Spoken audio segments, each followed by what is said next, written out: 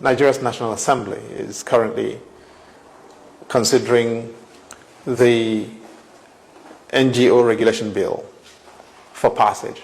It has gone through the first reading, it's gone through second reading, it's now in committee stage, and later this month, the Committee on NGOs in the House of Representatives in Abuja will be holding a public hearing on the bill. And it's important that you understand what this bill means and its implications for both yourself as a citizen and for the country in general.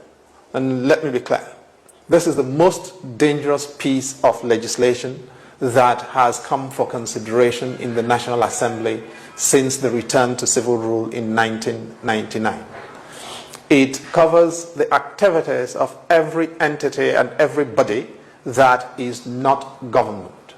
And it affects churches, mosques, schools, universities, hospitals, everything, as well as humanitarian operations wherever they are taking place in the country, whether in the northeast or in the southeast or south-south, whether in the middle belt or in the northwest or southwest.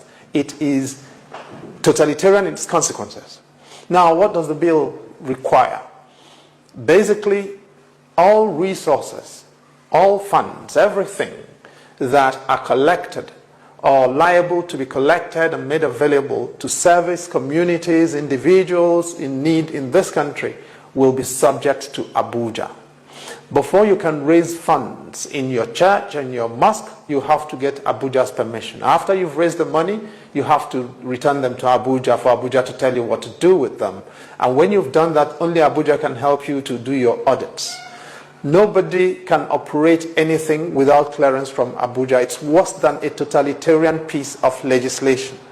For the old mamas and old papas doing isusu in the village, that is revolving credit. Before you do your collections, you come to Abuja for clearance. After you've done your collections, before you share the money or rotate the collections amongst the beneficiaries, you come to Abuja for clearance. Ahmadiyya movement will have to come to Abuja for clearance. NASFAT will come to Abuja to do anything. The mosques that do collections every Friday to support people in their congregations and their communities will all have to account for that money to civil servants who will either tell them what to do with it or collect it and trouser it into their pockets. The churches will be out of business, the mosques will be endangered. This is what the legislators want us to subscribe to. And as a citizen, you've got to understand that this means that there'll be no voice of criticism for government. Nobody can tell government anything. What this body proposes to do, what government is proposing with this bill, is that after it has been passed, everybody organizing in Nigeria under any form, students, All Students Association, Reverend Sisters in convents, Reverend Fathers and pastors, whatever they may be, imams, alfas, and everybody, you will have to apply to Abuja for them to register you to operate. If they agree to register, they can refuse to register you, in which case you cannot do anything. Now, if they agree to register you, however, you will have to only hold that license for 2 years. After those 2 years, you will have to apply for them to renew your license. If they agree at that time to renew your license, you can continue operating for another 2 years. If they don't agree, that license lapses. If you try to do anything without that license, you'll be liable to be imprisoned for 18 months. And if they are sympathetic and agree not to send you to jail, you may be let go with a fine of 500,000 naira.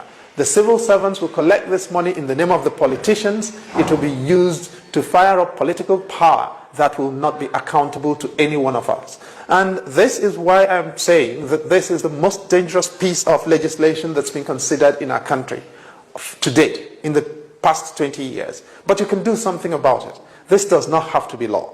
This will not be law if you agree that as the citizen, you are the boss. Contact your legislator at the state level, contact your legislator in Abuja, contact your senator and your distinguished senator in your senatorial zone and tell them this will not happen. This is your country too. And unless you fight for it, these people are going to destroy it, not just for you, but for your children and for your grandchildren. And that they don't have a mandate to do. My name is Chidi Anselm Odinkalo. I'm a Nigerian citizen.